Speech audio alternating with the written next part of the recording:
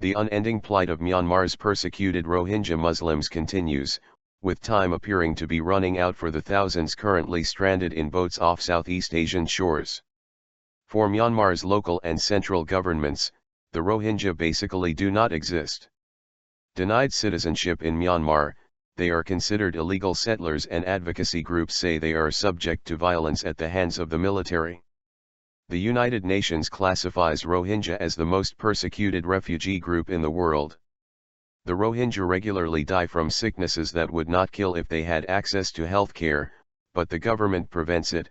Sarnata Reynolds, a senior advisor for human rights at U.S.-based aid advocacy group Refugees International, told Anadolu Agency.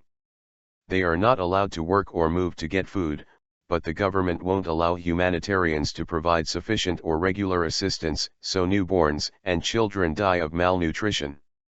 The plight of Rohingya and Bangladeshi has recently made international headlines as boats packed with thousands of the migrants have attempted to reach Thai, Indonesian and Malaysian shores, while many more remain at sea in desperate conditions. Some of the occupants have fled Myanmar's western Rakhine state alleging brutality by the country's military leaders.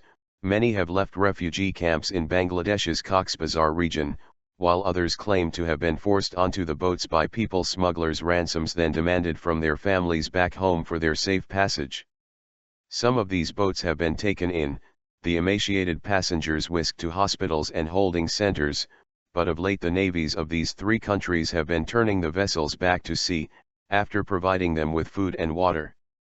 Despite Thailand and Malaysia pointing the finger at Myanmar, it denies responsibility, a senior Myanmar official lashing out at mounting international pressure for it to join talks on the crisis. As countries in ASEAN Association of Southeast Asian Nations region, they Malaysia and Thailand need to deal with their own weaknesses and problems boldly. Their guilt won't disappear if they just put the blame on Myanmar, Yu Zahde, a director at the Myanmar President's office, wrote in a Facebook post. He claimed the problem was down to human traffickers and corrupt officials.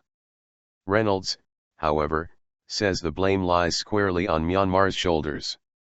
The Rohingya will continue to flee, and this will help fulfill Myanmar's objective to rid the country of them. Neighboring countries must accept that this is state-sponsored ethnic cleansing and help them while pressuring the government, she said. She stressed that Rohingya are not migrants, but refugees fleeing persecution by the Myanmar government. With the situation showing no signs of improving, Malaysia launched talks Sunday night with its neighbors to address the crisis. Thailand has also called for a May 29 regional summit aimed at alleviating the suffering. But Myanmar has said it will not attend the meeting if Rohingya is mentioned on the invitation, as it refuses to identify Muslims who live in its western Rakhine state as Rohingya, preferring to use the term Bengali, which suggests they are migrants from Bangladesh. Myanmar's blanket refusal to engage is inexcusable, but it is also entirely predictable, said Reynolds. The more Rohingya who leave the country, whether they live or die, the closer the government gets to a Myanmar free of Rohingya. She said the atrocities carried out by Myanmar authorities are fueled by the international community's failure to hold the government accountable. The UN is not doing enough. In attempting to remain in Myanmar to provide protection and assistance to millions of Myanmar's citizens who are not Rohingya, the UN has permitted the further marginalization of the Rohingya, she said. We are nearing a time when the UN must determine whether its presence is actually doing more harm than good in the long run. The International Organization for Migration estimates 8,000 migrants smuggled from either Western Myanmar or Bangladesh are currently on boats in the Andaman Sea and Malacca Straits.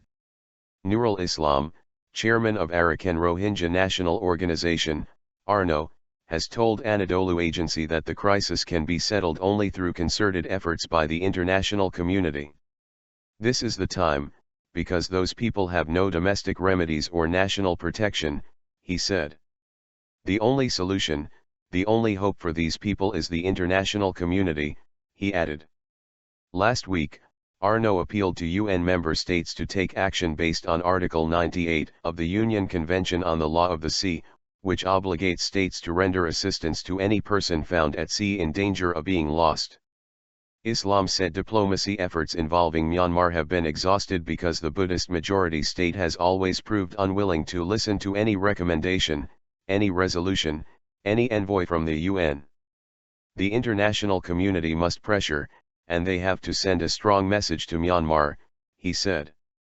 After violent clashes with local Buddhists in the summer of 2012, tens of thousands of Rohingya joined an exodus from Myanmar's Rakhine state toward Malaysia, Indonesia, and Australia, sparking what has now been called the region's largest exodus of boat people since the Vietnam War.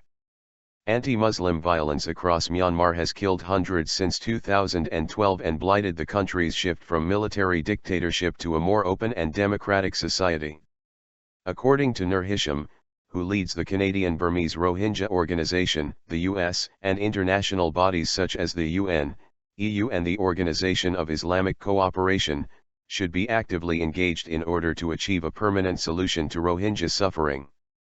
He said Myanmar would not be willing to cooperate with the international community because the truth will be revealed of mistreatment, abuses, and discrimination of Rohingya minority when it does.